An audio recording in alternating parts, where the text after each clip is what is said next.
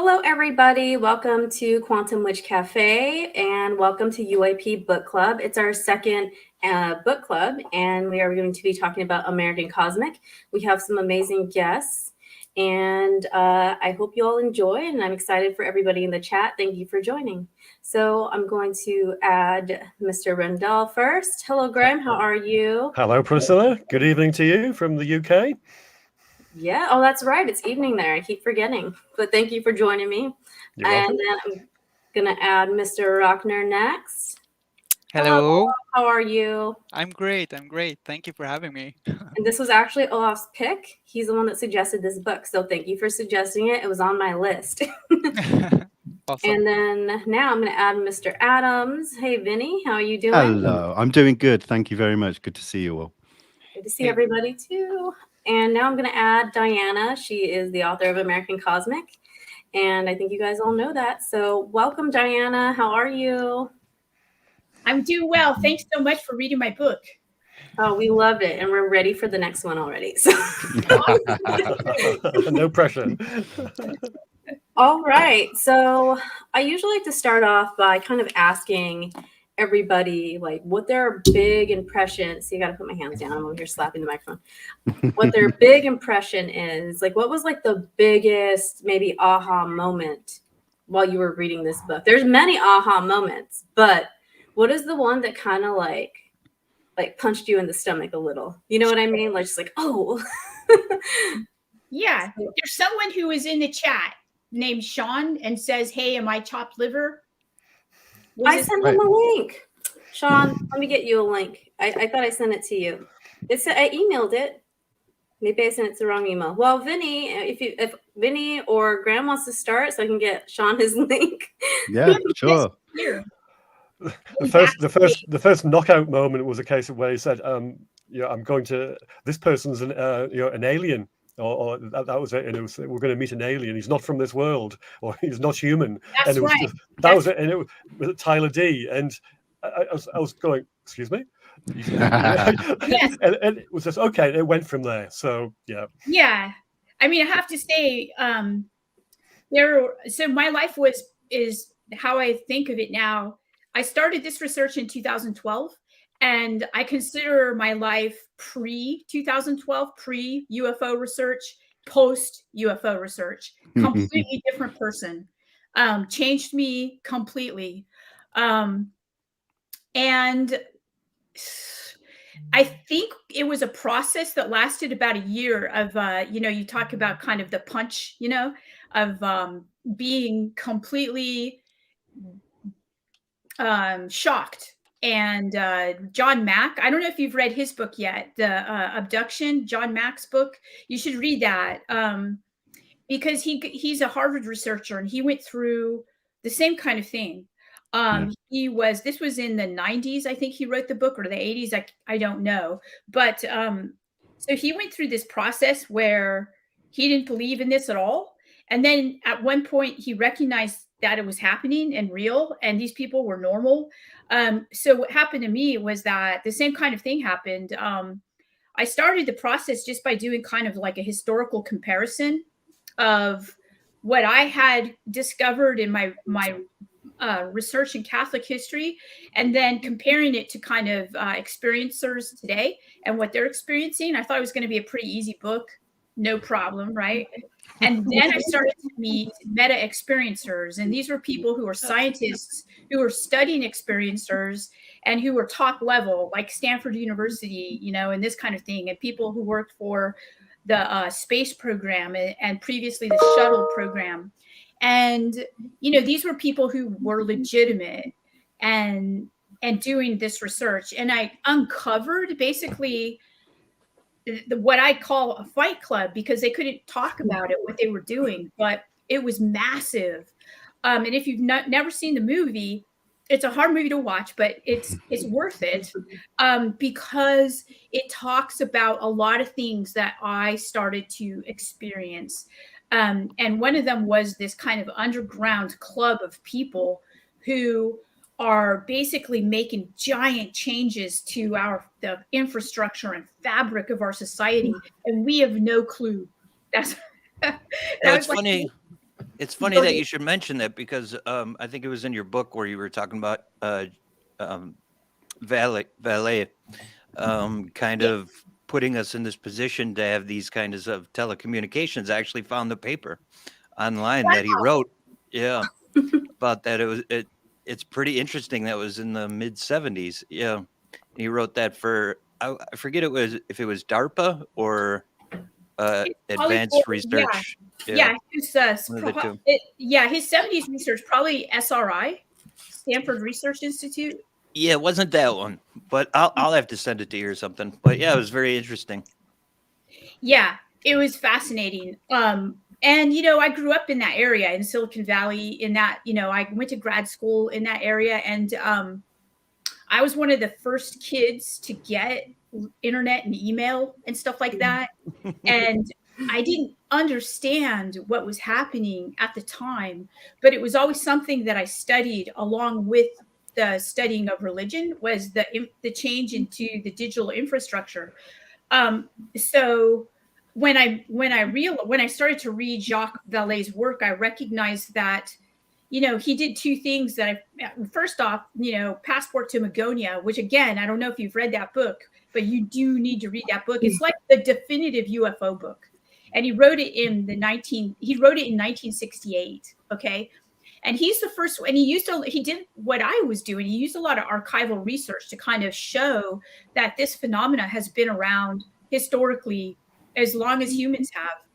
And so I wrote him a hard, not an email. I wrote him a letter, a hard letter, right? Hard mail is what I call it. Old-fashioned mail. I wrote him an old-fashioned letter, and I introduced myself to him and said, I just finished your book. I said, it's like my book, and I sent him my book, which was not American Cosmic. It was my book about purgatory, which was a Catholic history book. And so he invited me to visit him. And I did, and I met him, and immediately just kind of like became involved in this group of people. I'm still involved with this group of people who were part of the Invisible College. And I also had met Tyler, who I say is like second generation Invisible College Fight Club. So I determined that there's like first generation, second generation. I don't know if you know these guys like Kit Green and Yes. yeah, I know all these guys. And have talked to them so many times and had, or on, I'm on their email threads, almost like I can't get off of these emails. Some things that need to be said. I see there's one woman here. Okay. So there's like, I was the only woman, in all of that. And I was always like, I finally met Leslie Kane, and, again, it's like there are, I don't know why there are women researchers, but they're not, I don't know what's going on. Like, I don't know what the deal is with that, but I would always be, I noticed the one woman in the thread, and strangely, I would always have some really weird connections and then I would introduce people to each other. And I don't know if that's some kind of strange skill I have or what that is, but because I was kind of valuable to keep around because people, right? And I'd say, hey, James, you need to meet Tyler. And then Jacques met Tyler, and then Trinity came about, right? So he so good. Yeah. That was a great book because it had a lot of history in it too, and I'm a little bit of a history nerd, which is why I enjoyed Graeme's book as well. But I thought it was an amazing. Right from the intro of your book, I was hooked because, you brought up one of the questions is, contact event.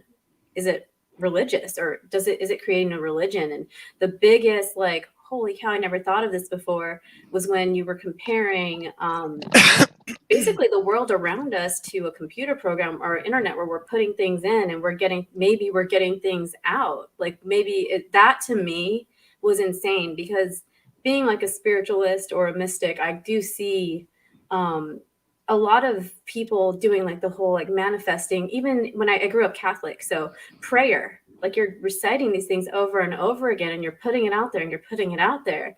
So to me, that made such a big connection for some reason between quantum mechanics and just how the world works in general. Like you put it out there, sometimes something comes back. A lot of the time something comes back. But yeah, that was to me was just, wow, why didn't I think of that? It's true. Exactly. So that's interesting that you say that, because I'm working on an essay right now where I'm basically talking about the synchronicity aspect of the phenomena. And it seems to me, so synchronicity is something that you find in a lot of religious traditions. And I kind of call it like the engine of belief for a lot of religion and spirituality, like New Age spiritualities kind of rely on this idea of synchronicity. And I have a few friends, one's at the, you guys need to read his essay. I'm gonna get my pen. Zygon. I'll send you a link after this. It's in Zygon, and he's an up and coming amazing UFO scholar at the University of Chicago. Okay. And his name is Hussein Ali Agrama. And he's awesome. And he is basically, he and I are like strangely working on this at the same time, this kind of where we're looking at synchronicity and coincidences. And so what I'm suggesting is that just like what you're saying, Pricilla here, there's something, I'm going to get kind of technical. I hope that's okay. We love it. Well, I love it. This idea of ontology, right? This, the basic structure of existence, okay, is in my understanding from now what I've studied, talking with people like Jacques and people who do computer science, I've begun to see it as the very fabric of our existence is, first, it's meaningful, which is something that we don't tend to think of. We don't tend to think of things as intrinsically meaningful, okay? Because synchronicities are always meaningful events, and they're also events in time. Mm-hmm. So when I think about synchronicity, I almost look at it like there's an algorithm that, and now that I've studied so many different religions, including this UFO belief, I can safely say that, part of the algorithm is actually, no pun intended, but it's a search. It really is. Yeah, there's a search going on. Okay. It's like an algorithm. We're searching, and then synchronicity brings it to us, like you're talking about. And the events don't seem to appear in linear time. Okay. So we're getting a sense of time that we actually inhabit, but is not linear, because we tend to experience time as linear. Yes. But if we actually just pay attention, I think that we can also experience this idea of time that includes kind of like a simultaneity, that then we experience that as a synchronicity. And what I'm beginning to call this, and I'm working it out right now in this essay, which, by the way, I'm going to present to a group in Esalen in a couple weeks, 2 weeks.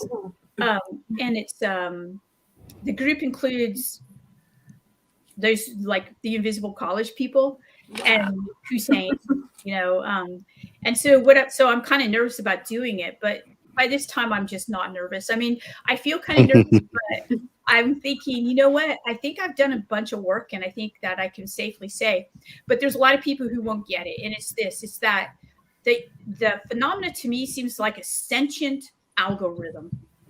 Ooh. Yeah. And another way to say that is it is a sentient event. That makes a lot of sense. Bringing it back to your book, you did discuss how there are synchronicities even in our digital technologies. You can be thinking about a brand of shoes or whatever, and it pops up. Or just tiny synchronicities like that are kind of overlapping now to the technology world. Synthetic synchronicities. Do you think they're all synthetic, I guess is what I was going to, are they all pre-designed algorithms, or do you think this is following us to social media and such? Yeah, this is such an awesome question. And the one that I I don't really have an answer for, but I'll tell you what I think. Yeah. Okay. So when I teach certain classes, I always ask my students, do you ever feel like, your media is reading your mind? And everybody says yes. And it's not just that we know that it's listening to us and it's giving us, what we're talking about. We do know that. It's more than that, because sometimes you won't even talk out loud. So there are no bots listening to you, okay, that can then generate, because there are algorithms, they're going to generate what you talk about. But it's actually what you think. And so I think that there's something going on that I don't quite understand, but Jacques Vallée in the 1970s is getting at it, right? In the article you found about, I think is that the one on video conferencing? Telecommunications, I think in video conferencing, or being able to have group telecommunications, rather. Yeah. So Jacques noticed it immediately and started to do research on that. And people have done actual scientific research on basically computers and their relationships to us in a non, in ways in which we don't understand. Like, it doesn't seem to be causal in the sense that, we can't understand how this communication is happening. I don't quite understand how that's working, other than that people have discussed this since, like, Teilhard de Chardin, who was this Jesuit priest in the early 20th century. He talked about this thing called the noosphere. I don't know if you know about that, but he basically predicted that there would be, like, there's our atmosphere, right? There's the stratosphere. And he said there's going to be this thing called the noosphere. And there's going to be so many people with technologies, and somehow it's going to be a biotechnology. It's going to come out and it's going to engulf the earth, and we're going to be able to communicate through it. And it sounded like he was talking about almost telepathically. So I don't have answers to that. I don't know. What do you all think? I mean, that's very interesting. Excuse me. That's very interesting. And I guess, one thing that I did pick up in your book a lot was the connection between the technology, that real hardware, and the kind of bio side of things, like the human element, and how you really intertwine the two to a point where I've seen them spoken about a lot before, but you really join them together in the way that made me go, aha, now I kind of get it a bit, So that really stood out for me. She did kind of glue it all together, because I know a lot of people think that. Like, definitely. Look at what he was asking. Like, I haven't told anybody about this, and here it is on sale now. But that's something I got straight away when we were talking about what stood out for me initially. Was right off the bat was the academic tone of the book was fantastic, but then the way that it was readable like a normal book as well. It wasn't just this is over my head kind of thing. It blended so well. And one thing that stood out straight away was the fact that you were talking about people like Dr. Eric Davis, so the science side of things. But then you had this big UFO archive from Dr. Brenda Desler. So you had the material straight away, and so you knew what you were talking about. And that straight away just made me go, I cannot wait now to get deeper into this book, Yeah, it was definitely not what I thought when I started. I honestly, it became its own thing. And I basically just kept up with it and tried to, let's put it that way. And as the information was coming to me, I just didn't think I could do it. I didn't think I could do it justice. And I'd sit down and it'd come out of me, and I start writing it, and I was like, damn. Are you like, oh, good. I was like, really a journey reading it. Like, it was like following you on your journey. And I really liked that because you explained how a lot of this, these thought processes happen, and you had the scientists backing it. And then with your unique view of, how you understand religion and even Catholicism, and you dip into a lot of that basically none of this is new. Like, we go all the way back to Samaria. And that's people have been having these events happen, and you tied that all together too. What about you, Graeme? Was there anything like, whoa, I never thought of it that way that came out of the book? Well, I was going to struggle straight away because I'm more of a nuts and bolts person. I deal with kind of sightings and technology. My Foo Fighters book is about that kind of thing. So I knew I was going to struggle with the concepts that you had in the book. And also when I came across that bit about, I'm being introduced to someone who's not human, I sort of had alarm bells ringing in my head thinking, oh no, it's going to be one of these books where we have people making wild statements about meeting aliens and all this kind of thing. But actually it was much more than that. When I started, as Vinnie said, there was a lot more depth to the book than I actually initially realized. I'm not one to just to throw away books because I don't either agree or I don't understand. I wanted to get through it. And it was the bit about how ufology is more of a religion. There's faith involved. There's evidence as well, but that's how people look at religion. I'm not religious myself. I consider myself to be an atheist. However, I can still understand the concepts involved. So that made me think a lot more. It took me outside my comfort zone, which is not something I usually do in terms of reading about ufology. So I was quite sort of interested to see where the book would take me. Like Vinnie says, it was a journey that I wanted to go on.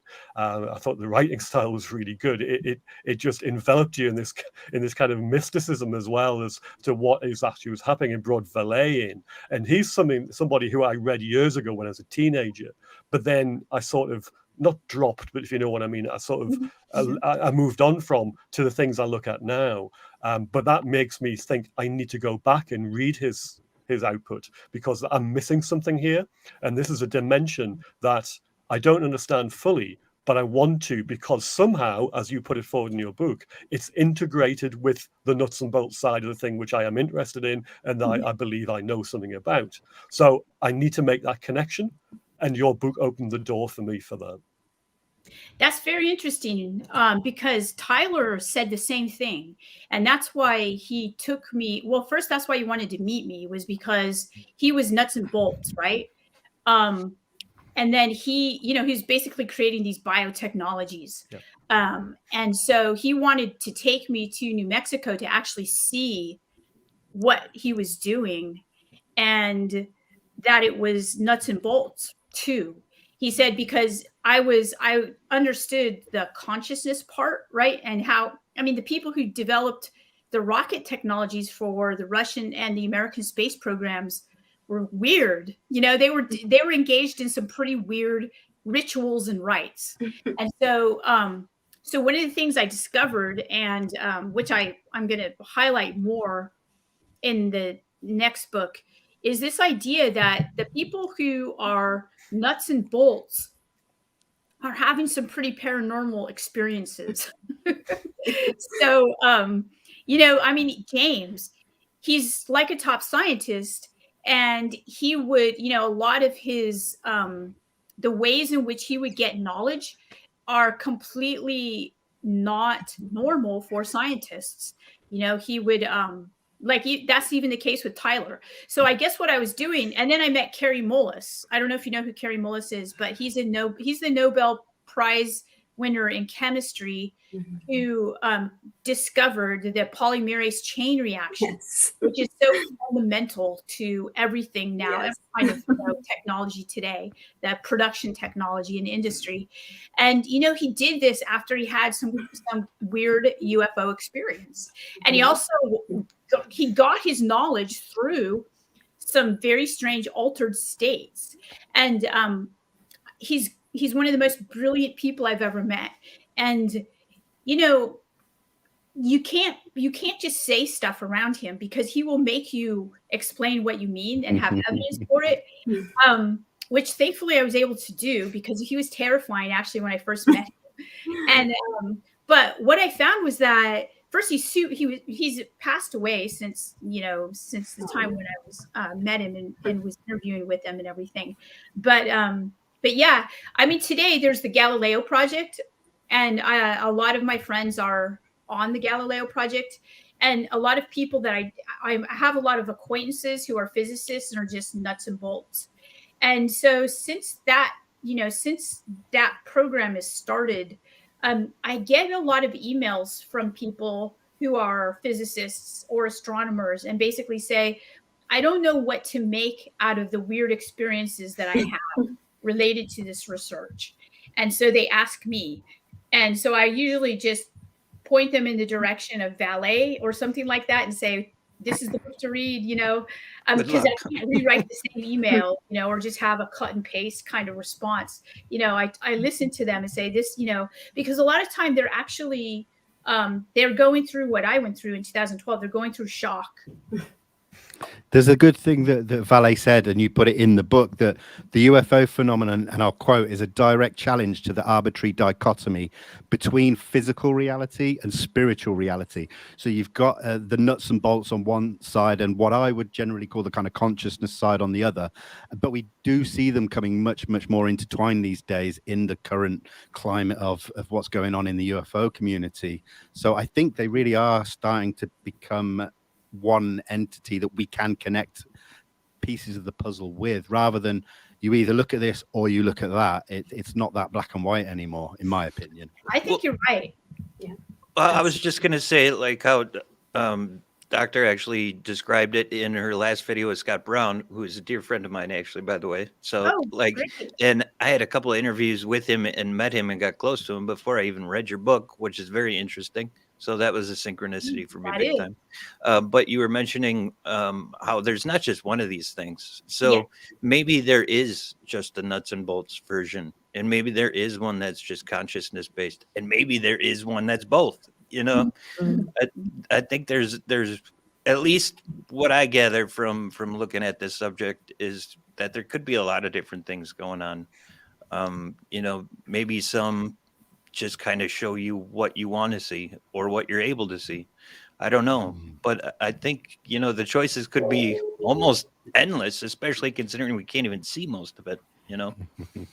Well, I think because I'm on a personal journey, obviously, like everybody else is here, to try and work out what's going on, and because I deal with the kind of physical side of things and the sightings, etc., then I realize, because there is this connection that everybody else talks about, and I hear everywhere else about the kind of consciousness side, as Vinnie says, that your book brought those together, and I felt like I was missing out on something that, might not solve the puzzle but bring me closer to what's actually happening. So therefore, thank you very much for writing this, and thanks for this synchronicity for bringing me together with everybody to read the book, because I probably wouldn't have otherwise. So that's something I have to own up to, but something clearly that I'm missing out on. So therefore, that has made me sort of look more towards this side and not rule it out, and look and act reading much more along this kind of line, because I feel that there is a gap in my knowledge, and I don't like gaps. Yes. We all have gaps here, Graeme. Yeah. different spaces.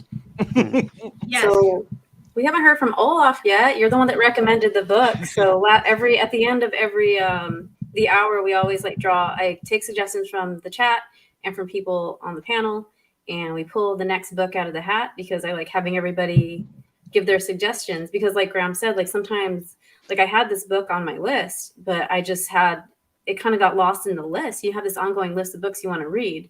So I'm glad that Olaf brought it back up. So Olaf, what was your thing? You recommended this, and it was a great pick.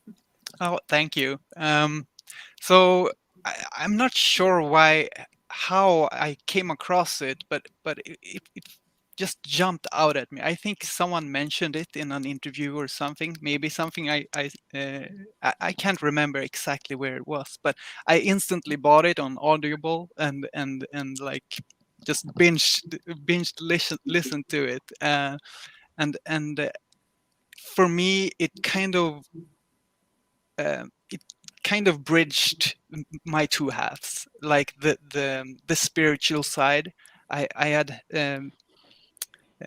gotten into it through some ayahuasca sessions, and kind of gone down that rabbit hole, and the same summer, maybe a month before that, I had my main big UFO sighting, and for me to sort of, when I heard the book, it kind of reignited the feeling that I could mesh them together, and it really helped me to look at my art in a new way.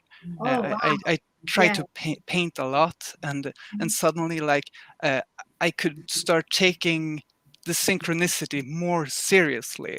So and it feels like I'm in a video game. My life, it feels weird. So I just started embracing it, like like Tyler, I guess. Like, well, I can skip coffee for a few days. I can try to just get rid of all distractions, go into my meditative mode and like start painting again. And suddenly I was like playing around with thoughts and feelings about I could maybe even talk to my paintings, and I would get information back. Suddenly I would sit there and paint, and I would ask, well, what's your name? And I would get like a letter, and it was like that's a weird feeling. I'll just play around with it like an exercise, and then like associatively like bring out a full name, and then like start googling it, and oh, that's a Latin word. Okay. Suddenly I have a title like Advena Orbis, and it's like, oh, the outlying goddess of orbits and like planets, and like it's like really out there, but it's like, oh yeah, this is actually a real thing for me. And maybe I just created it right now, or maybe it's like a thing from the past or something, but it doesn't really matter where it's from. But I could feel like I could take it seriously in a new level through the book, and it was really inspiring. So I really enjoyed that part of my own, like it kind of led me into a new direction in my life, sort of. Sounds like ad lib research almost. It's amazing. You know? Yeah, definitely. Well, now we know why your art's so alive, honestly, because when I see it, I'm like, it's different. You know what I mean? A lot of people have talent, but hearing all that, geez, Diana, what do you think about that? That sounds. Oh, it's amazing. So I have two things to say, and I don't want to lose either one when I start to respond. Thanks a lot. That's really awesome. Let me respond, because I think this is going to also deepen your video game experience. Oh boy. Yeah. So don't let me forget. I want to talk about the visionary artist Alex Gray. Okay. So first, after the book came out, the two largest demographics of audiences that were emailing me, literally. So, I mean, I still get emails from them. So usually it's, I would say, artists and mathematicians. Okay. Now, what do they have in common? Believe it or not, they have a lot in common, but I did not know this before. So each of them, like, I had people send me their artwork, send me their poetry, send me books that they wrote. That some do like studio art, some were artists who were getting degrees and they were in art school and they asked me to be on their committees. I mean, it was just overwhelming, the response from artists. And I had to think about what was going on here. I was also getting emails and correspondence and phone calls from mathematicians, and the same kind of theme. They were basically telling me, watch this YouTube video about the fourth dimension, watch this thing, read this book about something from the, sixth dimension. And I was like, what are you talking about? So I actually started to do it.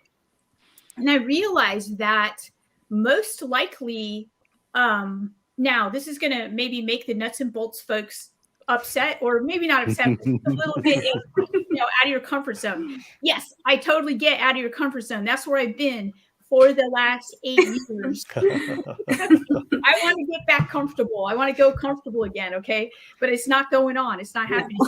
So this is what I learned from the mathematicians. First off, I learned that, I think I've been thinking about other dimensions for a long time, but I didn't have any kind of language for that. Okay. So there are other dimensions, and they are real. And people as far back as Plato talked about what are called Platonic solids. Yes. And these are actually dimensional objects, but we don't see them because they're not in our dimension. Okay. So we have this kind of 3-dimensional world, and we can only access these dimensions through certain abstract thinking is one, through mathematics. I believe art is another. Okay, so the one pattern that I saw between the artists and the mathematicians was that they were talking about another dimension. They were talking about these other dimensions, and I felt that art was actually reaching into these other dimensions, pulling it into our dimension, and making it accessible to people. And so I started to have this renewed interest in art. I did a lot of art when I was a kid, up through my early 20s. And then I stopped because, you become an academic, you kind of can't do that. But, my whole understanding of art and its link to abstract places became something that I had to rethink. And this leads me to Alex Gray. So I don't know if you know who Alex Gray is, but he's one of the most famous artists in the world. He's a visionary artist. And he was like he was back in the day with Andy Warhol. They were actually friends. And so he still does a lot his art. His art is incredible. You guys need to see it when internet search it when we're done here. So I know Alex Gray. I met him through doing this research. And he gave this presentation to a small group of people who are interested in UFOs. He does work for rock bands like Tool and so forth. So he's on the stage, and as they're doing their music, he's doing like visionary art and stuff. So he is a visionary artist, which means that he believes that he goes to worlds that we can't see, perhaps other dimensions, and he then makes those pictures, and they're beautiful. Okay.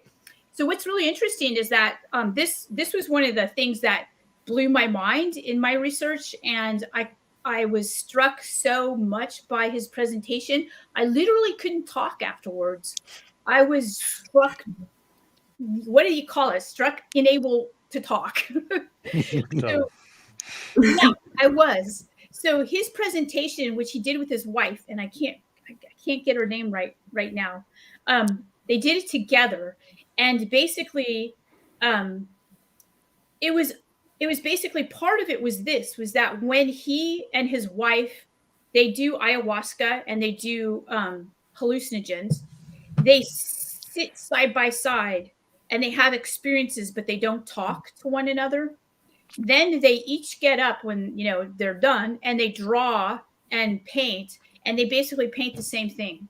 So they have the exact same experience, but they've not talked to each other. And so he went through painting after painting after painting of sharing, not just with his wife, but with other artists, these kinds of experiences, and sometimes not even instigated through ayahuasca or anything like that. And I thought this was fascinating. It also reminded me of a lot of the people I was meeting in Silicon Valley who were doing LSD, and they were also accessing different spaces. They believed, I don't know if it's true, but they believed they were accessing these spaces that each of them could then help each other build from, almost like this virtual space.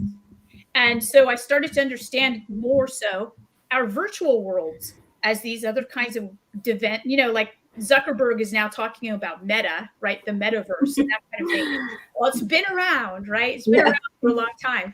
So there are these visionary places, or these places where either these platonic solids exist, or where these other places exist, and like shamans or visionary artists go to, and they bring things back, and then they have to use a language to translate what they experience. And a lot of times that language either is mathematics or art. Yes. There's no words for when you have an experience like that. Sometimes it's a feeling and a knowledge that comes. Those shapes are sometimes conscious to some people that go to these dimensions, and journey is, spiritual journey work. So that is cool. I mean, so the question is, you said, just to be quite honest with you, that the way you were describing that was touched me big time.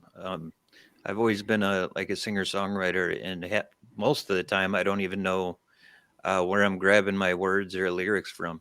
I'm just writing them down, and Olaf, like you, once in a while, like it's like I'm reading a book in my mind and the words come out, and I write it down, and sometimes I don't even know what the songs are about until months or years later.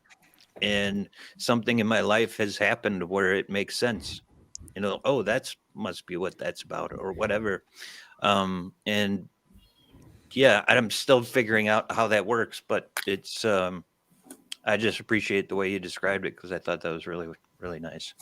Yeah, really appreciate it, and it Yeah. feels like this just adds to the synchronicity. Me and Dan Zetterström, my friend, we've been talking a lot about this stuff, and we always slide into this part of the conversation with like where the ideas come from, or could they be sentient, or like what is like the whole creative process feels so divine, and like I don't know. I can't really put words to it, but I just feel that this is supposed to happen. This conversation as well.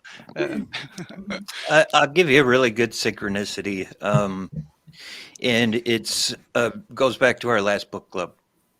Well, it goes back farther than that. I guess first was Scott Brown in doing that, but next would be this gentleman on Twitter would randomly like send me messages. He's just a nice guy, whatever. And then, but the entire time he would always find a place to put in American Cosmic. Have you read American Cosmic yet? You have to read that. Are you reading it yet?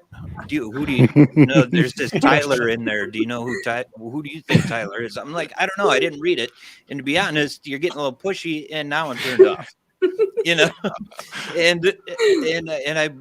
I didn't read it, and honestly, I was like, I didn't even think about it. I was reading Operation Trojan Horse, and, Invisible College, and all this stuff.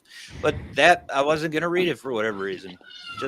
And that could have been part of it. Strange. And then we have the book club, and the guy tells me, recommend that book. You guys got to do that book. I'm like, no, I'm not. And ask him. I didn't. And guess who did? Olaf did. And it winds up getting picked. And That's so funny. I'm like, dude, and I texted the guy. I was like, dude, guess what book was picked? Yeah, that is so funny. So it sounds like a book encounter, right? Like you talk about in the book. Oh, yeah. I wanted to ask everybody about their book encounters, and mine was one by the Dalai Lama, Universe in an Atom. And then, honestly, and I'm not just saying this because you're here, your book. Wow. And I'm getting emotional because it's explained so much, and it has literally changed the way I'm viewing things. It's made me question things differently. I grew up Catholic, Mexican, Native American Catholic. We're very with superstition. My grandma was a medium. She read cards, like divination and all these weird things they would do. And then the second I could read, after my first, UFO event, when I was 5, I was researching every religion. I literally got my encyclopedia. You remember those? Looked up religion, and it listed all these religions. And I went through one by one, and I had a little notebook.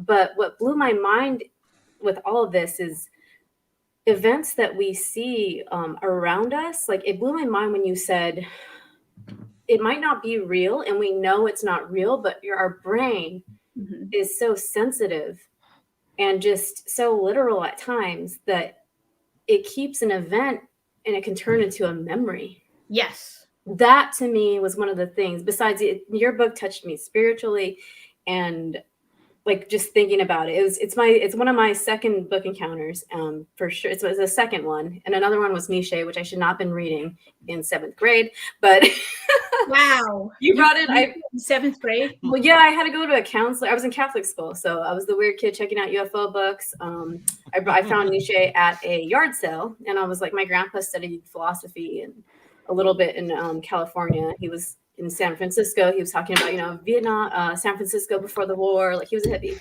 So he always talks about philosophy with me. And I saw that, and I was like, oh, he's a philosopher. And it was, was it Beyond Good and Evil?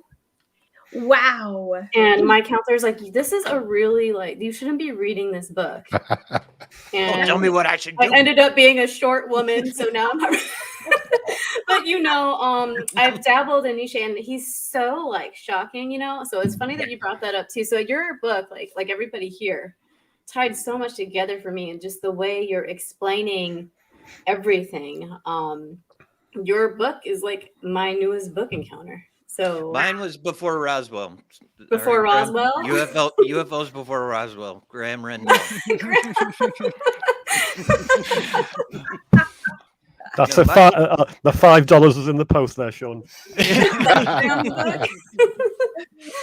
Mine were documents, actually, and honestly, were documents. My encounters were government documents, and running into a whole swath of AFOSI documents that weren't on any of the government websites. They were put up by a person who passed away 4 years ago that was known in the community. He had a huge document database, and I found it, and every one of those, reading each and every one of those was like, damn, military, 55, 53, 57, Yep. hundreds of them. Yeah. And that for me was like, they're okay. So I had an encounter. Now I know I'm not crazy. I needed that because I wasn't this type of person beforehand. So that was my encounter for sure. And there's, all the synchronicities involved in this one. Definitely another book encounter, I would say. And the book is fantastic, obviously. So. What about you, Vinny? What was the book that was just like knock your socks off? Like, and it doesn't even have to be a UAP book, just in general. It is a UAP book, and this goes right back to when I first got into the subject. I used to suffer really badly from insomnia, and one thing I needed to fall asleep eventually would be talking in my ear. So I would pop on an audio book here and there, but I found The Flying Saucers Are Real by Donald Kehoe. It was on YouTube, and it was in this specific English accent, this gentleman. And it was actually very monotone and quite boring. But I think that's what sent me to sleep eventually. But then the problem is I forget where I left off. So I did it for years. I kept putting it on, and I think it became a comfort thing, this one book, this one voice. And so I feel like I must have listened to or absorbed that book so many times over the years that I guess that's where it all started for me. Well, not that the interest in the subject, but like, I don't know, the weirdness. Maybe so. You never know. That could be total subconscious stuff that you're living out right now. It could well be. If I'm always drawn to it, even now, if I'm like, it's late at night and I'm just a bit fidgety, I'll be like, Flying Saucers Are Real. Pop it on. Now, Flying Saucers Are Real. I think that was Betty and Barney Hill's first UFO book. Yes, I saw that in the book, in your book as well, and I was like, "Wow, that's awesome!" Yeah. So, I love that. Wow. I love that so much. Yeah, that's awesome. What happened to Pricilla? I think she's had to step out of the room for a second. Probably the kids, I'm guessing. Oh yeah. I was going to. Yeah, go ahead. I'll wait for her to come back, and I'll tell her. Olaf, what was your book? I mean, I don't have really a specific encounter like in the way it was described in your book, but for me, I would say it's Magicians of the Gods by Graham Hancock, which really fueled my interest for like ancient archaeology and stuff like that, and for me to sort of break the ideas of what our past could have been like, or what our reality is looking like right now. It's basically based on something that we have very little knowledge about, and to learn more about the hidden parts of our past sort of helped me get to new grips of our reality right now. It like opened up something that made me question everything, I guess, and that really helped me dive even deeper into the world of UFOs and other more weird phenomena-based things, maybe. That's so cool.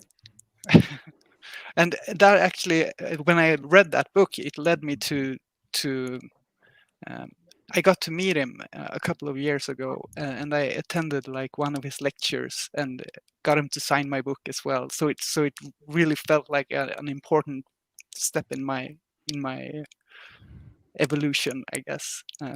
But I have to also say, your book, like this book, it's been so important, and it has like collected so many different things together for me. So it kind of just reminded me of so many things that you have to, don't forget about this and take this as well, and just weave it together and use it all, and then you can see something like a new landscape sort of building in front of you.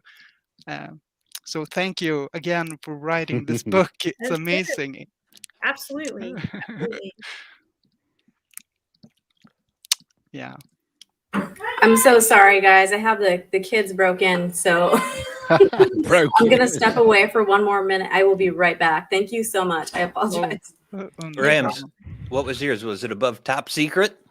Well, funny enough, I mean, talking about things that are missing and trying to establish connections and looking at things beyond the comfort zone. So Diana's book, I mean, naturally, I'm going to pick that in terms of that sort of side of things, that it's just showing me something I need to look at. But people who know me know that I got into UFOs at an early age, about 9-year-old, when I had an interest in science fiction already. I was reading Isaac Asimov as a child, and because these books had really nice pictures on the covers of spacecraft and all the rest of it, my mother thought she was doing me a favor. She bought me a book which looked like one of these. It had a title which wasn't one of the ones I had already, and it turned out to be Brinsley Poa Trench's Mysterious Visitors, and this was written in 1975. So that shows you how old I am as well.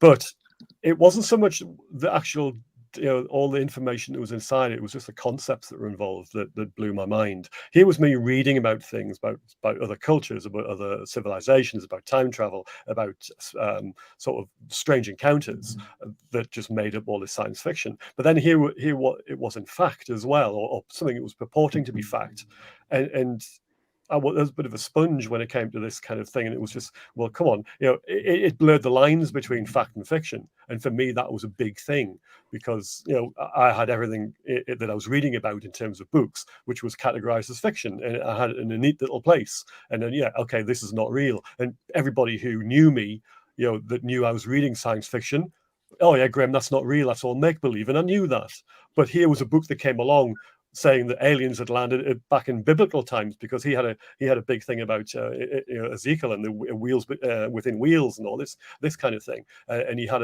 quite a lot of chapters in the book about biblical encounters, and also ones in the Middle Ages and the airships, etc. So it wasn't just as much as, oh, this is happening now and people are getting all worked up about it. There was quite a history involved, and being someone who was interested in history and in ancient civilizations back then, I was interested in the pyramids and ancient Egypt and all this kind of thing, then that resonated as well. So it wasn't so much the information, like the actual details of the book, it was just the broader concepts that really blew my mind and got me into the subject. And then as I progressed, obviously I picked up more and more. So that particular book, I wouldn't advocate anybody actually reading it, because it is quite dated in its attitudes and what it suggests, but it was the one that opened the door for me to seek more information. And so you got into this at a young age, and now you do research in UAPs. And your book is, can you remind me of your book again? It's UFOs Before Roswell. It's European Foo Fighters in 1940 to 1945. What an awesome title. Yeah. Okay. I'm going to get it and read it. Thank you. Yeah. So it brought, and because I was interested in warfare, Second World War and aviation from an early age as well, the ufology angle to that brought everything together. It was just a case of, there's more to this story than it's already been told. But I don't want to rehash the book again. That was last month. But that's where it led me to. So it got me to the point of where I was writing a book myself, which I would never ever envisaged back in those days, and not even 10 years ago, not even a year ago, maybe 18 months ago, would anybody, who said, "Oh, you're gonna write a book, Graeme, and it's gonna, people are gonna go and buy it." You're mad. It's great. His book's great. Can I just amazing. mention that it was me and Dan Zetterstrom who made the cover for Graeme as well. So Diana, if you need a cover in the future, Here we go. I'm always up for making That's art. amazing. I invited Dan today, but he said originally he couldn't make it, so he can message somebody if he wants to hop on. Dan is a great. Come on, he's live in the chat I know. right now. He's Yeah. hanging Come on, out. Dan. He told me he Dan. couldn't be here, so I didn't put the link to him. No, but he's keeping it alive, keeping everything alive in the chat. He is. The He chat's is, yes. lively. Yeah, everybody in the chat's awesome. We will Can I- take some questions like at the hour after we do the recommendation. So, but Can yeah. I ask a question? I was curious. In your book, I've grown up non-denominational Christian my whole life. Was like that, and you don't really hear of people converting from that Christianity to Catholicism. Usually, it's the other way around. Yes.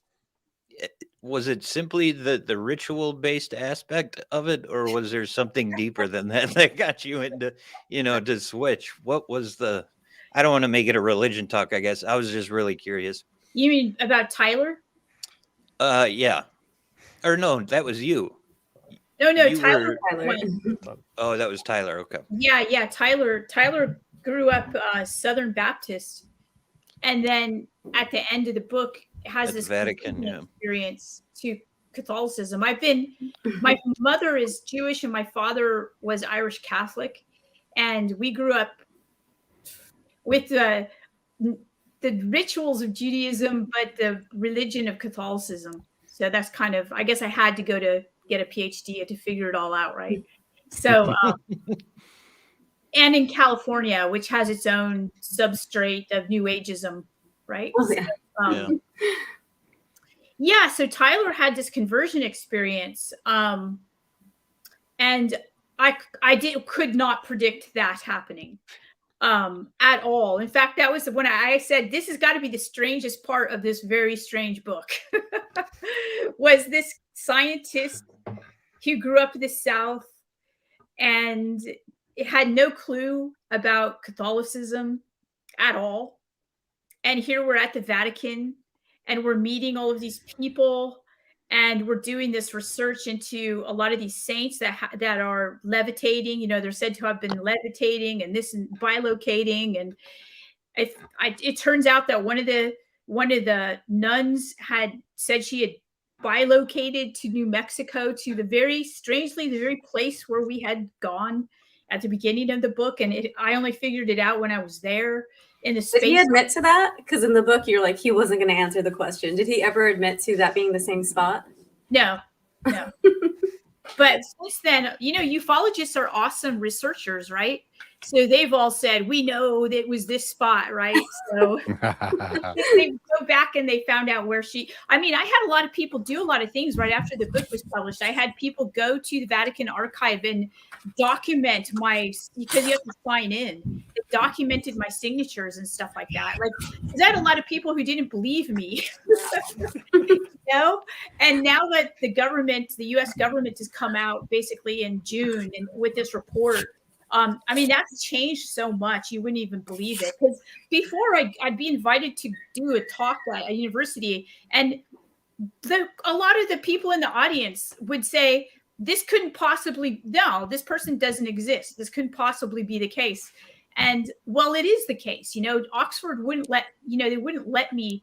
I would have self-published it if we didn't fact check it, right? So that happened a lot to me in the beginning.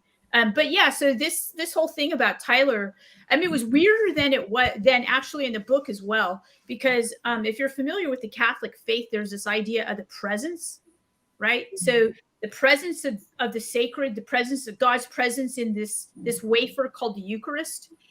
And what's that? Oh no, yeah. Sorry, I grew up Catholic, so yep, I know all about the wafer. Yeah. So, he doesn't know about that. He's Baptist, right? So we're in this church, St. Sabina, which is insanely beautiful. It's like one of the oldest Christian churches ever. I think it was in the 200s that they built it. And it's up on Rome's, the hill of Rome. And I see this door that has all these, what I would call like UFOs on it, right? And, from the second century. And I'm like, taking videos and writing stuff down and, kind of going crazy with this giant door. And I lose track of where Tyler is. And so I go into the church and there's going to be a giant wedding there. Okay. So all these people dressed up in beautiful clothes. We're in Italy, they're looking awesome. And so they're coming in and, all these things are going on, flowers, and there's music playing, there's this orchestra. And I know I have to get him because we can't be in the church when the wedding happens. So I'm looking around and there are multiple different, probably 5 different places in the church where there's like altars are set up. But one specific altar had a monstrance, which is basically for Catholics, it's basically this thing that holds the small wafer, the Eucharist. Hi. Hi. Hey. I was free, so I thought I would This is pop who we were in. talking You said my name like 3 times and then I appeared. That's how it works. Den.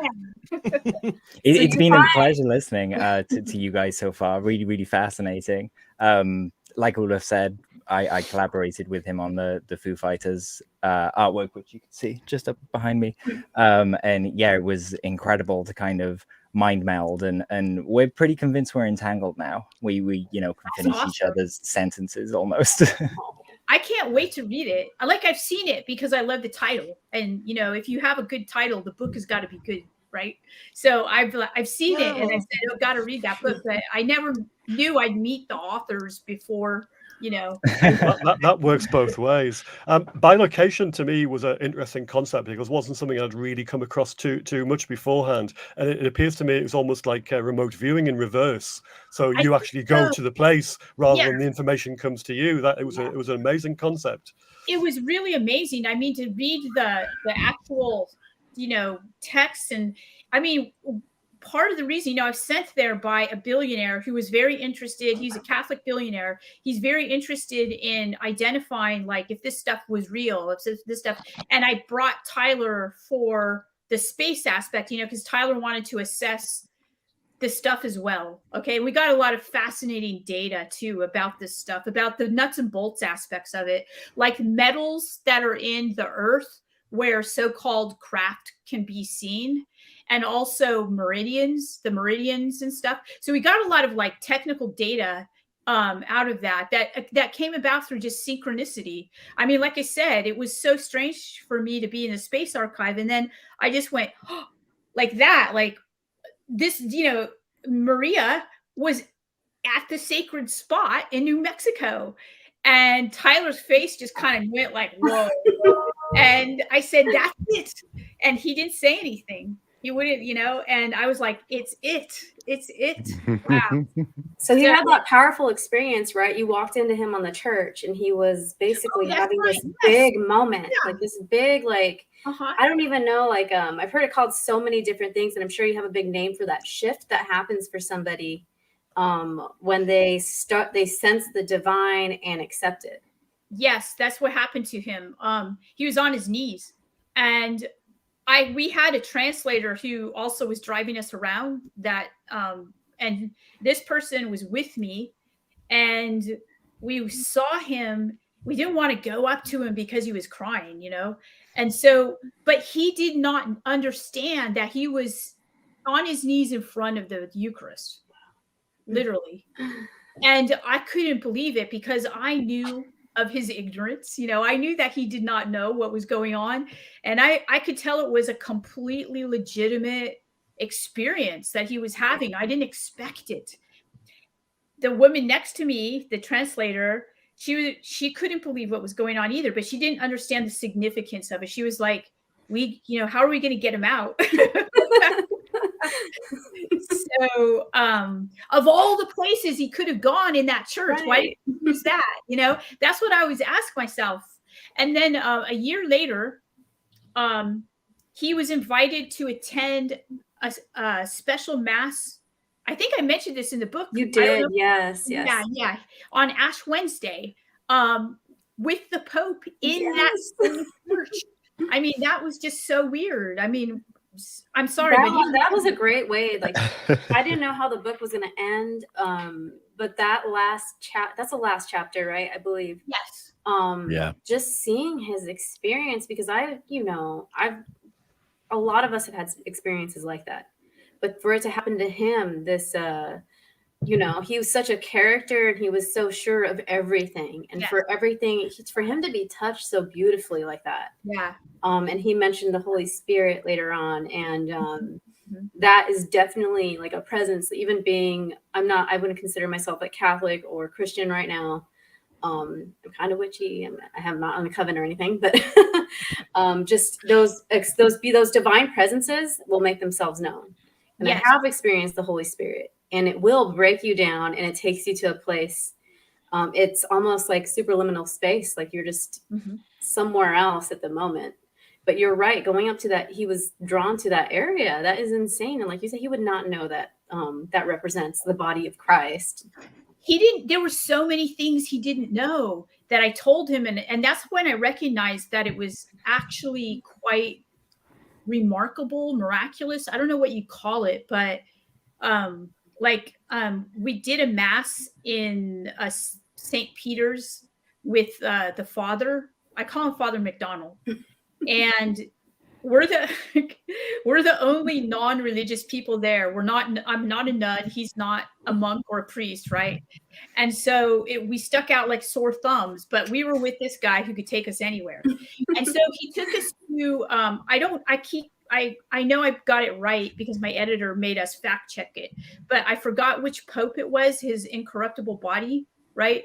So I don't know if you guys know what an incorruptible body is it's the dead body of a saint, okay? And it's in glass, and it looks pretty darn gnarly. Yeah. Messed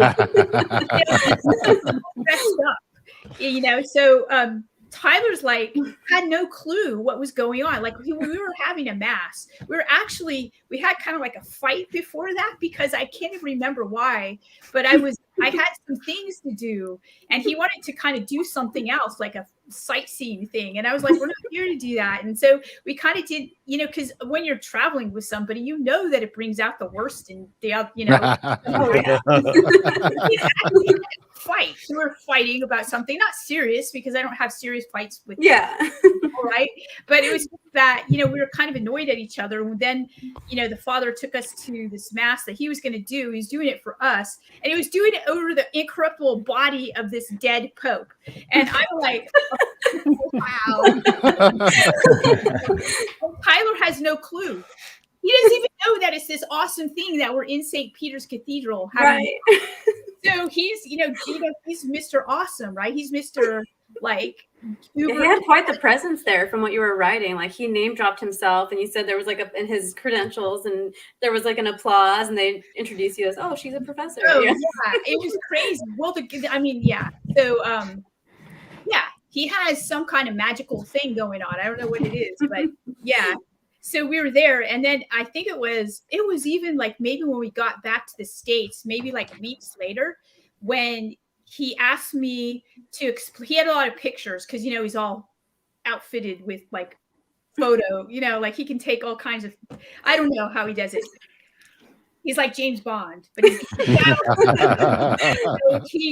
had all these videos and pictures and things, and so we had to go through it, and because he needed to know a lot. And he said, "What's this?" And I said, "What's that?" And I pointed to the incorruptible body, and he said, "Yeah." He said, "What's that thing dressed like Santa Claus?"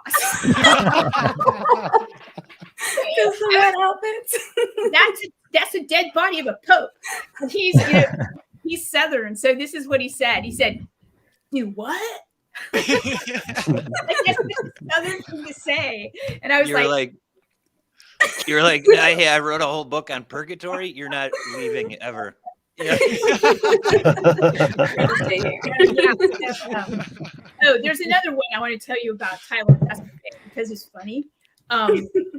I shouldn't be saying these things, but I have to.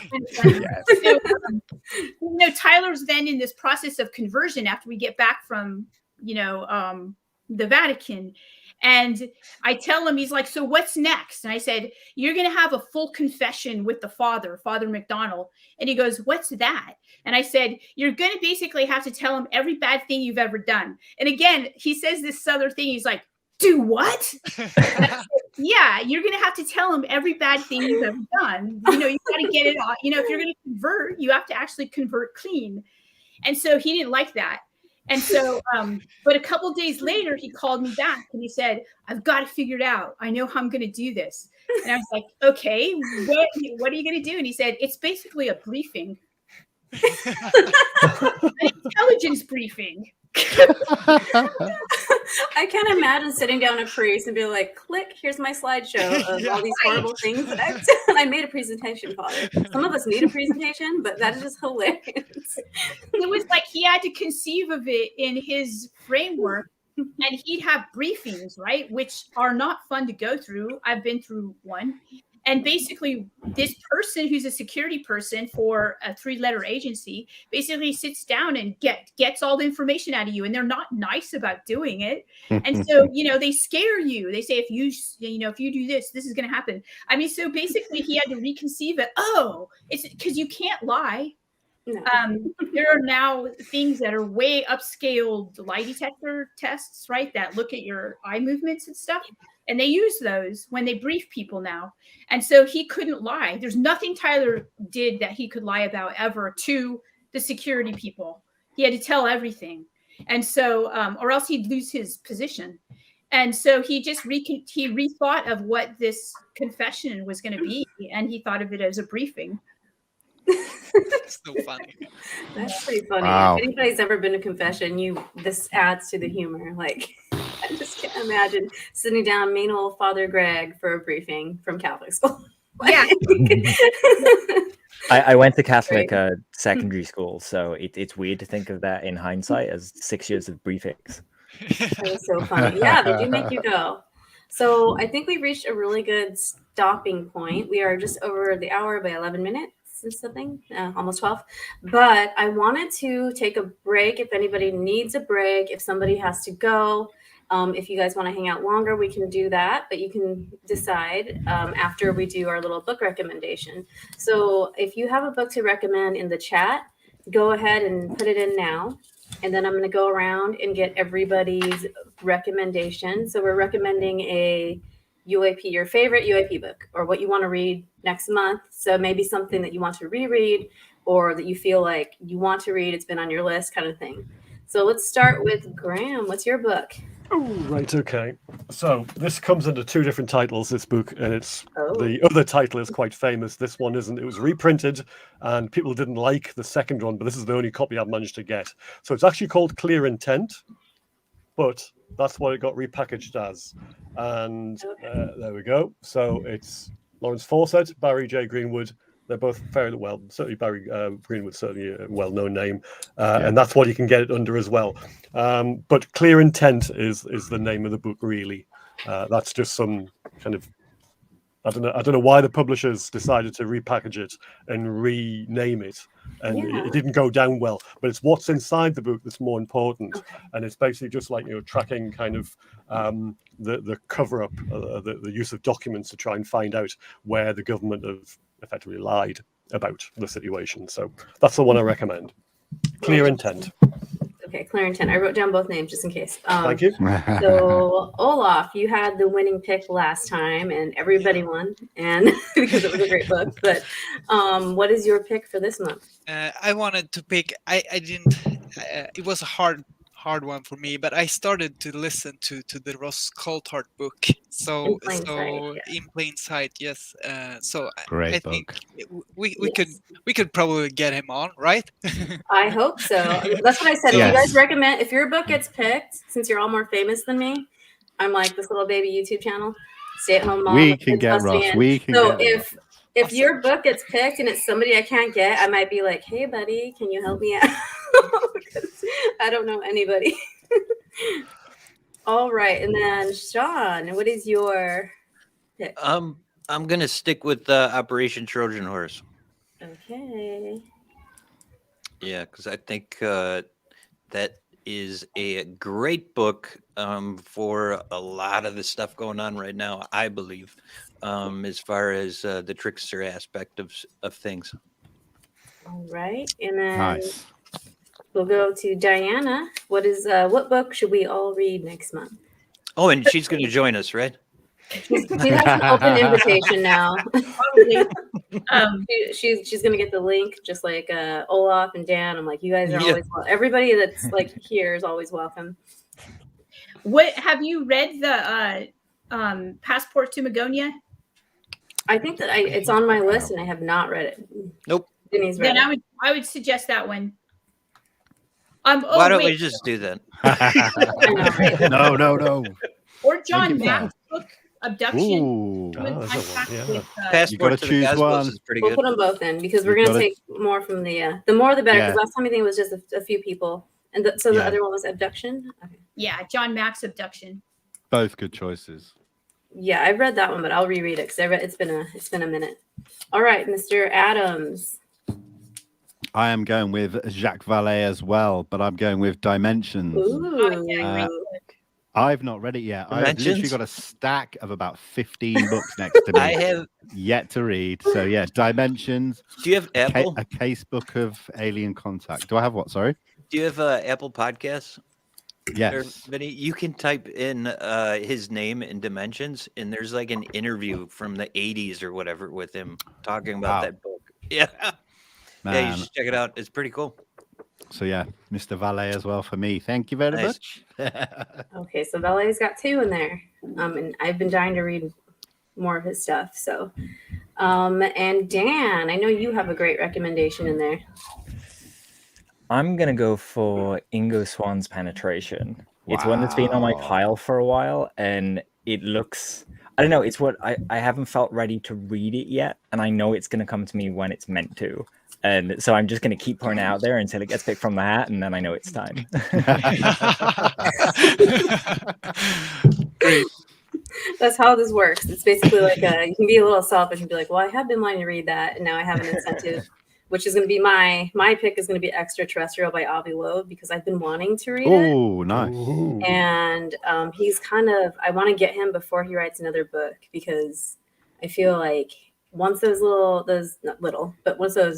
once he starts looking out, I think he's gonna obviously find something. He's I already know you working can on get a new Abby. one, I know. And plus, just I want to read him. He's so interesting to listen to. So I can only imagine like authors put so much into books. It's just I love it. So you guys, I'm gonna go through the audience and see. I'm gonna go from the bottom up. So we have Simulated Multiverse. I have to go. You do? Yeah, I'm Oh. sorry. Okay. Oh, don't. Yeah, you could Oh, at least yeah. pretend No, like have, you're. have listening. you read that book and it's not great? Is that why you're leaving? Well, I do have a question. Is it UAP related or UFO related? So do you guys know?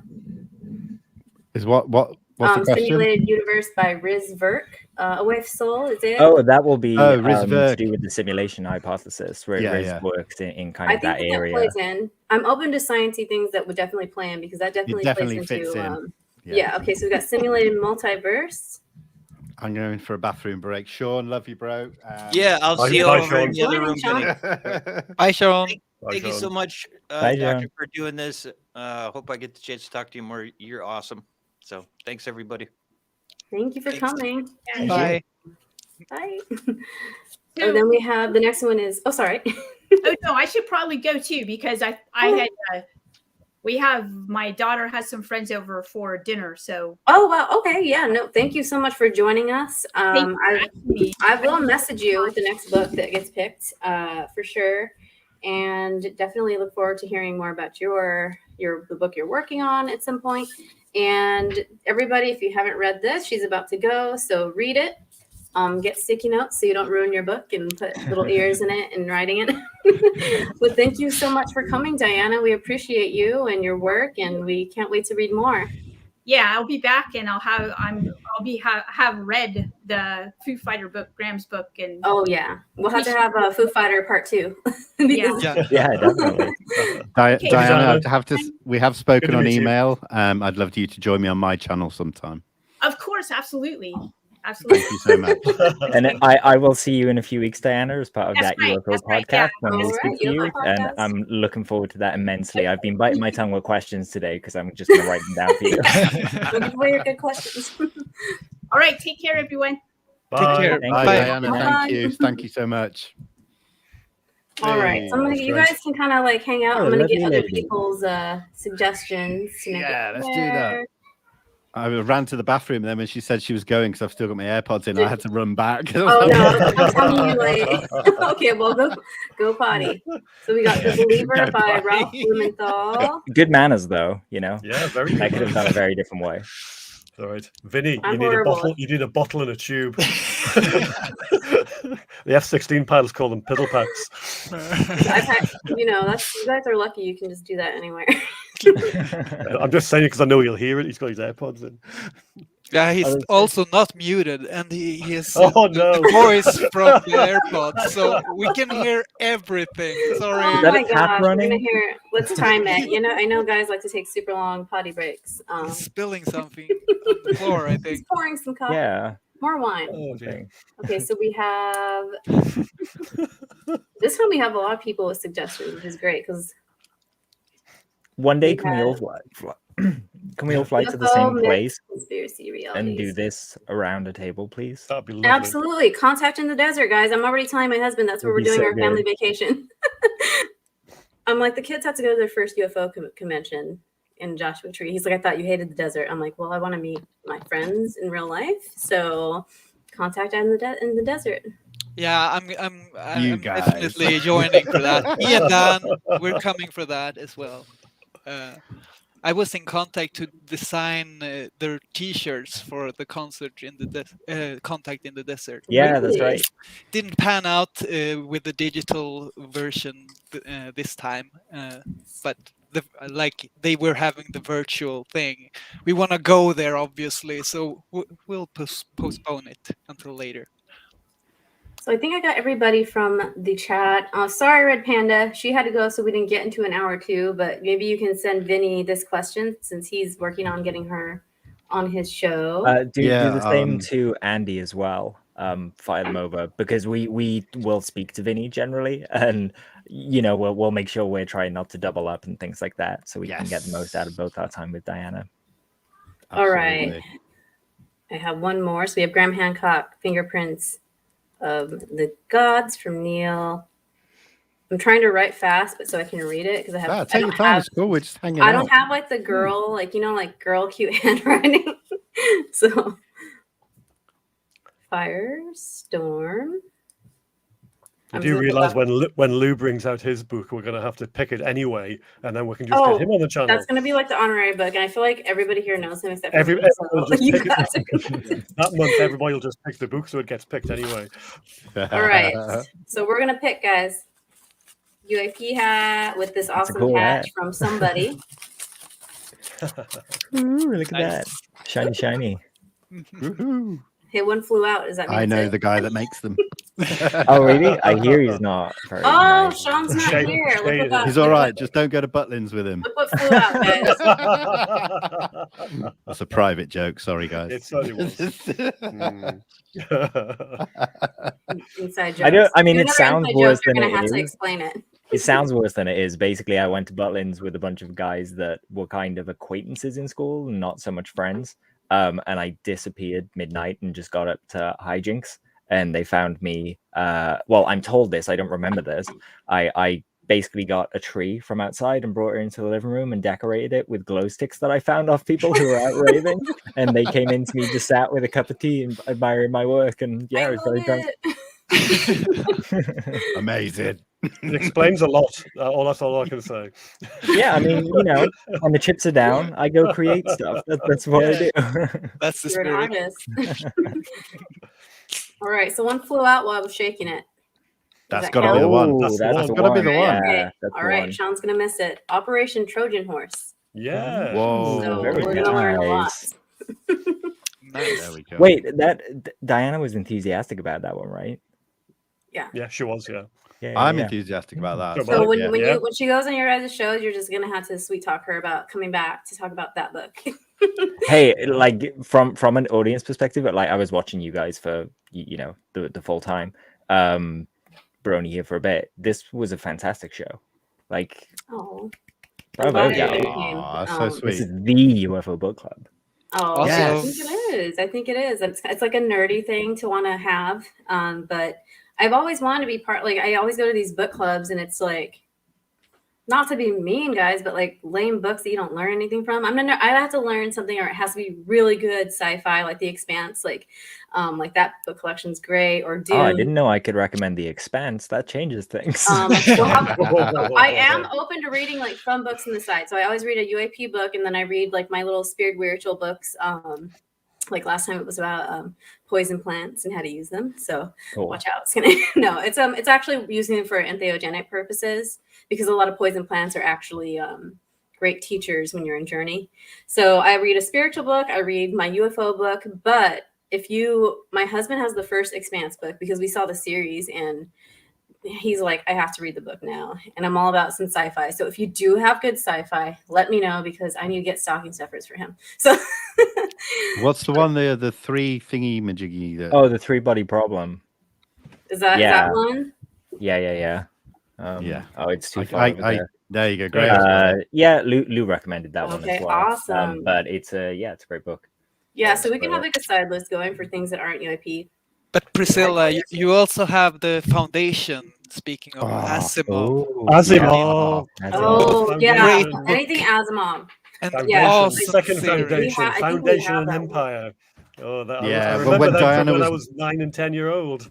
When Diana was talking about being in the Vatican and seeing the body of the old Pope and that, it just made me think of because I've been watching the series Foundation, and they've got the Empire, the old Empire, in glass cases. That just There's a Yes, straight series. into my They head. made I it was just into like, a. wow. Yeah, it's on Apple TV Plus. Wow. We're always Yeah, looking for good watch it. sci-fi in this house. And Yeah, you, watch and I Foundation. really want to It's get incredible. that video game that you guys have been playing. Oh, I played But, it tonight just before I jumped It on. was bad. It was bad though, because I Whoa. downloaded Mass Effect under my husband's profile. He was not happy. But I was like addicted to the Mass Effect thing, because I played that since like PlayStation. And it was like I was in college, and I was like, I would literally, like, I had like a winter break, and my husband's brother got it for me. And then simultaneously decided to hurt my knee. So I was like laid up, and he bought me Mass Effect. And I was doing all my classes online because I was hurt and I couldn't get around campus. And my teachers were cool with me because I had good grades. So I stayed home and did all my stuff from home, but I finished it super fast. And then literally it was like this, like it ended up going into winter break. So I would wake up, make some breakfast, plop down, put my foot up, play Mass Effect. Well, this game, XO1, it's just a relaxing game. There's no goal. You cannot die. You just explore. And I played it for about 20 minutes before we did this, and I got onto the ocean level. So you control this UFO, and you just jump in and out of the water, and you can control gravity a bit and turn into an orb, and it's just incredible. Looks That's very awesome. meditative. Is it? Yeah. I want So- it. I was Problem just is, gonna I say, get Vinny, like you addicted. probably kind of get into that zone when you're playing it and you lose yourself in it. It's So beautiful, man. keep going It's a and good keep a brain little break, yeah. notepad next to you and do your first attempt at remote viewing, please, because I want to Dude, get I've been into doing this it. with you. I've been doing it. Ah. I'm Wait, not are you ready guys to going to talk. play at the same time and try and remote view each other? Is that what's going on? Or- I'm happy to give out the number if you want. I've been giving the Do guys it. remote viewing targets. Oh, quite some and they've been time. given a go, yeah. Actually, no, I won't say who. I've given someone else a remote viewing target, but I'm not sure if they'll want. Ooh, that could be say. another fun thing. I mean, like, because I know sometimes my friends, like, we want to do stuff like that, but I don't have anybody to do it with. So I have, like, one other friend that wants to do weird things. So Remote I'm like, I viewing have four club. more people to do weird things. Yeah. Okay, so maybe I can give out the number, and then next time we can come back to it, and we can just say people have a week to just do a sheet and just see what they come up with, and then I'll share the photo. So the number is 83884598. Could you Once again, repeat for the that? people in the back, Yeah. 8388 4598. Popped it in the chat. Nice. 83884598. So that is not a coordinate of a location or anything like that. It is just a random number that I have assigned to a target. And everybody's job this week is to just, when you zone out, when you're watching a movie or something like that, just draw something on paper and see what comes when you think of that number. And then the next time we all meet up, I'll show you the photo and you can see how you did. It's a bit more subtle than that, but you know, it also got to start somewhere. I really like that. There's also a remote viewing game. It's not a game, it's an app. Have you guys seen it?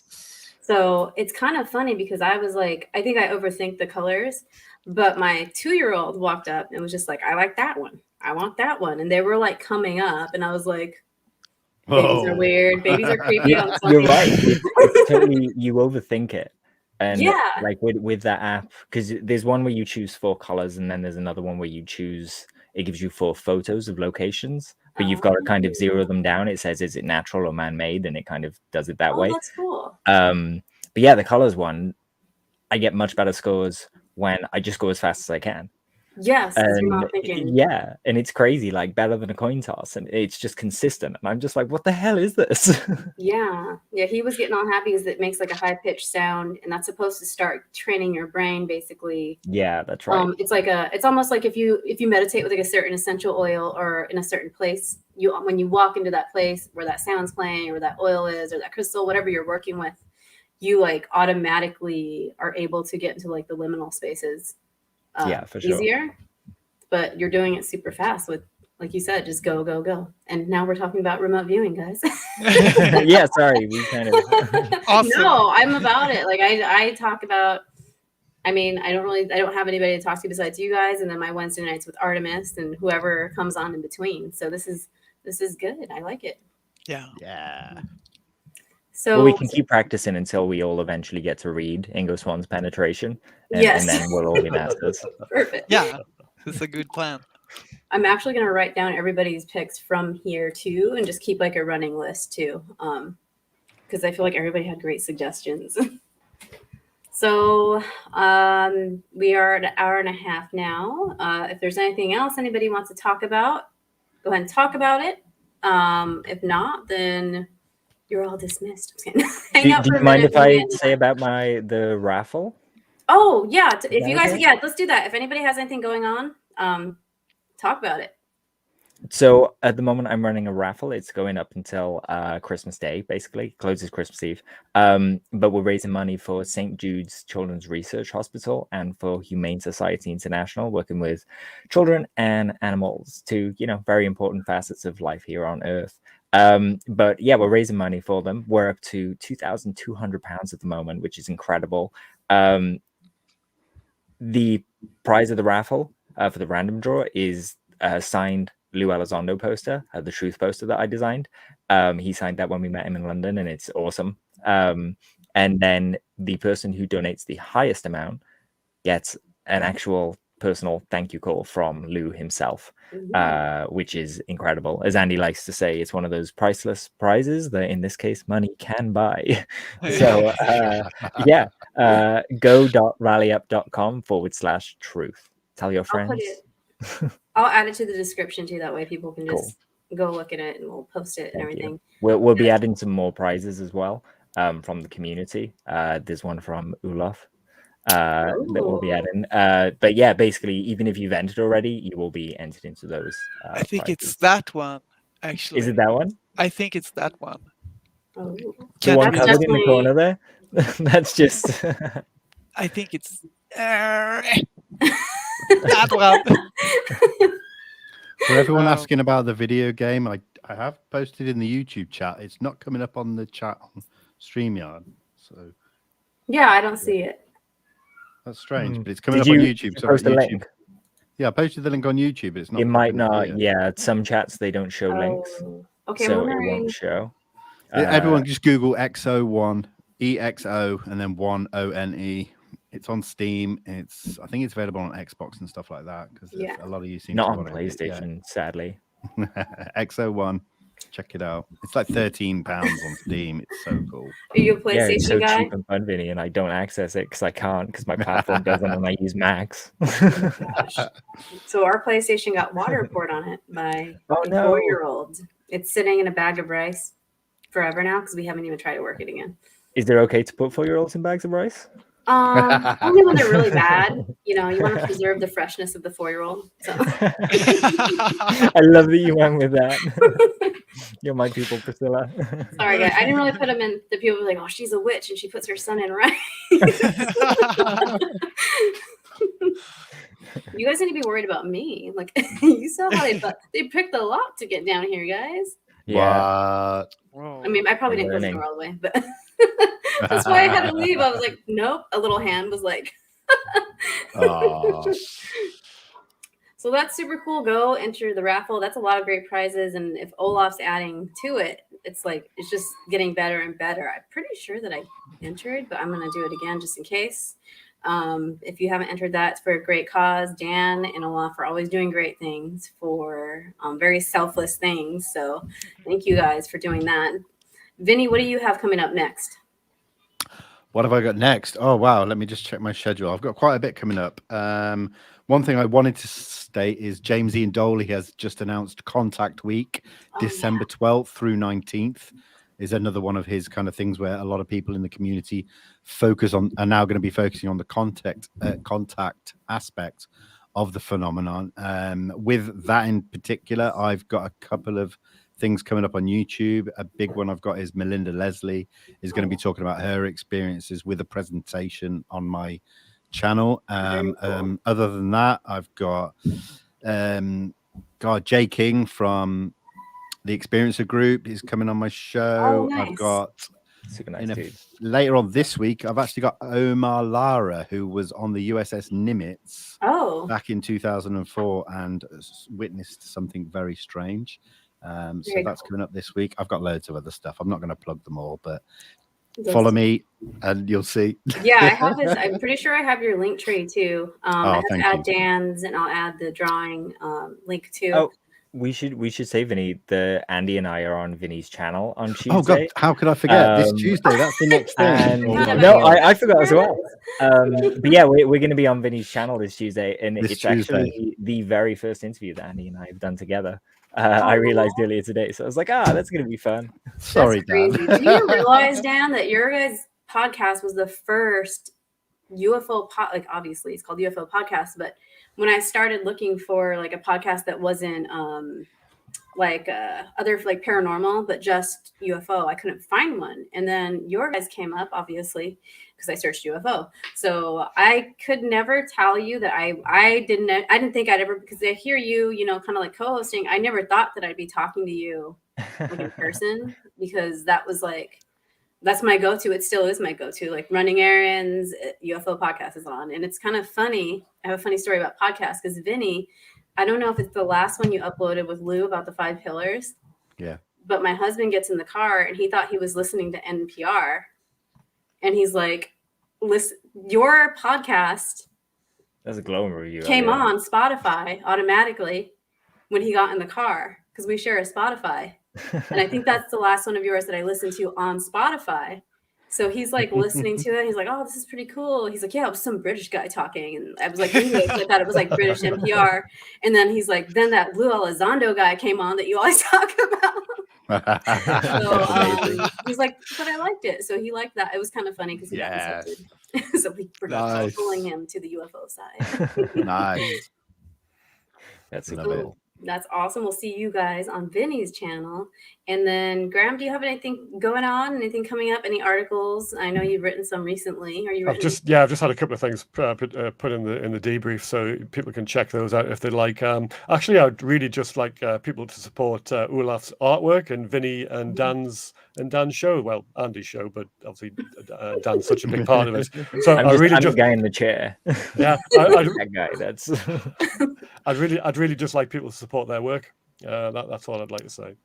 Thank you. And I think one thing we should say is that there are a few people in the community that really are trying to push things forwards with advocacy as well. So if you're in the US and you want to do your part, you can write to your senators and Congress people and all that kind of stuff with templates that are on the UCR website, the bigphonehome.com. So if you're in the UK, we need that big push to get our MPs and politicians talking.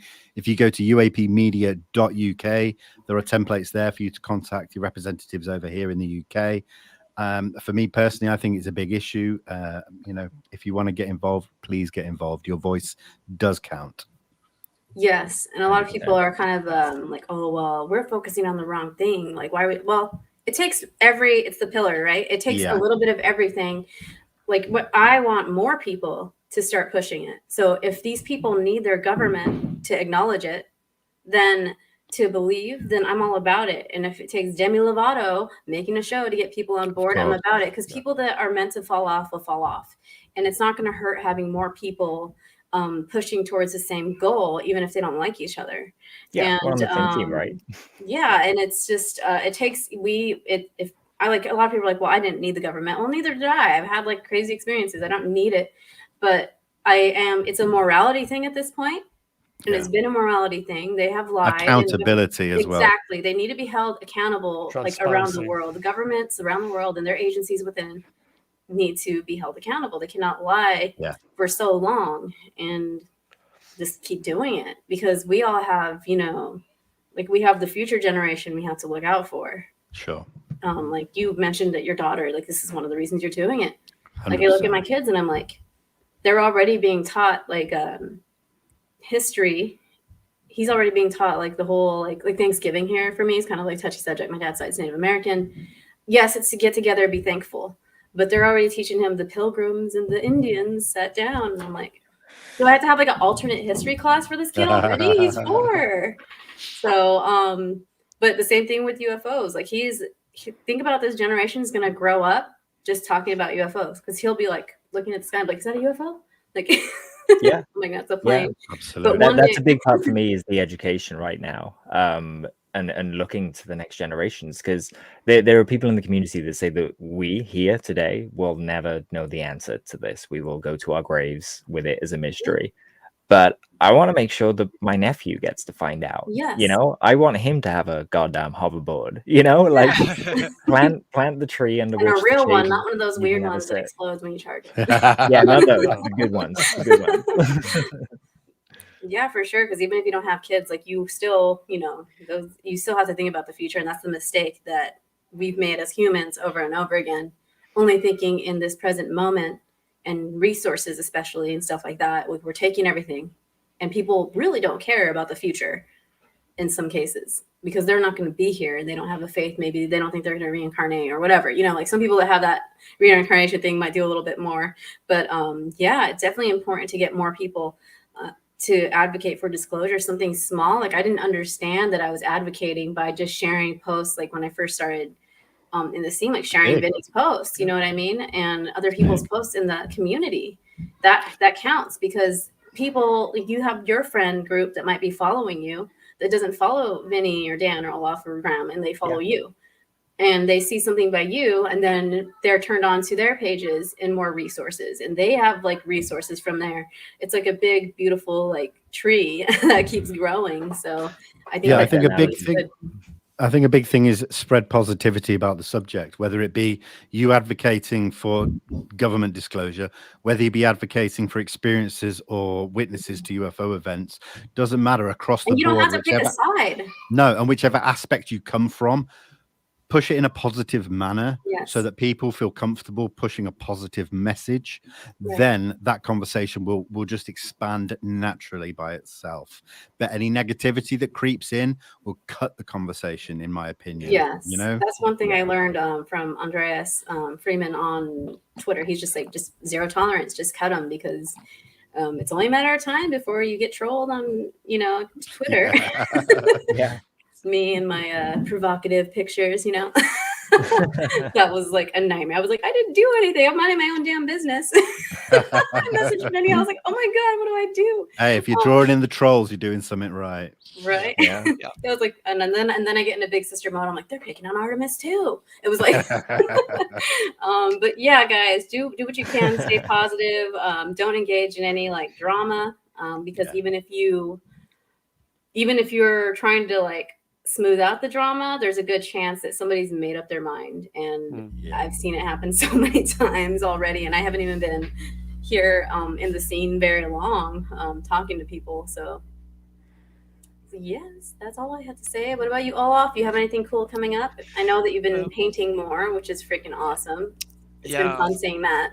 Thank you. Yeah, so I've been experimenting with trying to share more of my process, and like usually I just put up images when I'm done with the painting, and now it's like, look at me, this is where I'm at now, see you in 3 hours, and then I'm just going into it. And I mean, it can be maybe a fun experience to see something evolve a bit more, maybe. I'm not sure, but it is fun. It is. I think there's a thing as well where I mean, you guys have Instagram, so when you scroll and you just see these people doing these speed paintings and they're incredible, and it's really off-putting in some ways. Like, you don't want to try it because you could never do that in that amount of time, but they don't do that in that amount of time. It's a video that's cut short, and that's I really admire Olaf doing that, because it helps enable people like, oh my god, I could do that, you know, and one day be like Papa Olaf. No, but so I'm just in that mode now, finishing up some paintings. I've had some commissions to the UK, so I'm trying to finish that up until before Christmas. And me and Dan has some plans for some secret projects, and we always have plans. The way you guys have connected through art is just like, it's proof of something bigger. I'm telling you, like, it's proof of like how connected we are, especially through art and music and all the arts, really. And even writing. Like I tell you, when I read something, when somebody writes something well, I feel like I have been put in that situation. Like, I feel like I'm transported to that. Have you read Stephen King's On Writing? His what? On Writing. It's like a kind of a how-to of how to write, but also an autobiography. And in that, Stephen King talks about writing as a form of telepathy. Because you know, he could write something 50 years ago, yet 50 years later someone's transported to exactly the place that he was communicating to them, and he brings them there, you know. That's very cool. It was really interesting. I haven't read that one. I've read a lot of his stuff, and it's that thing, and that's why we were so terrified after, because you're there. Well, I could talk to you guys all night, but I think we're going to end it. Hang out for a minute so I could say thank you behind the scenes. And then thank you, everybody in the chat. Thank you so much for your support and joining in your book suggestions. We really hope to see you. I probably will have it in January, because I know like things get crazy for people with New Year's. And, you know, what was the other one? Christmas. Whatever. We're heathens here, so we're just like, we do Christmas for the kids, but we don't have family here, so it's just kind of all about the kids. So have fun with that, and I will see everybody probably this Wednesday. I think this Wednesday for Ladies' Night. I don't know who I'm having on yet, but I will announce it soon. Have a good night. Exciting. Thank you. Good night, everyone. Thanks. Thank you. Bye.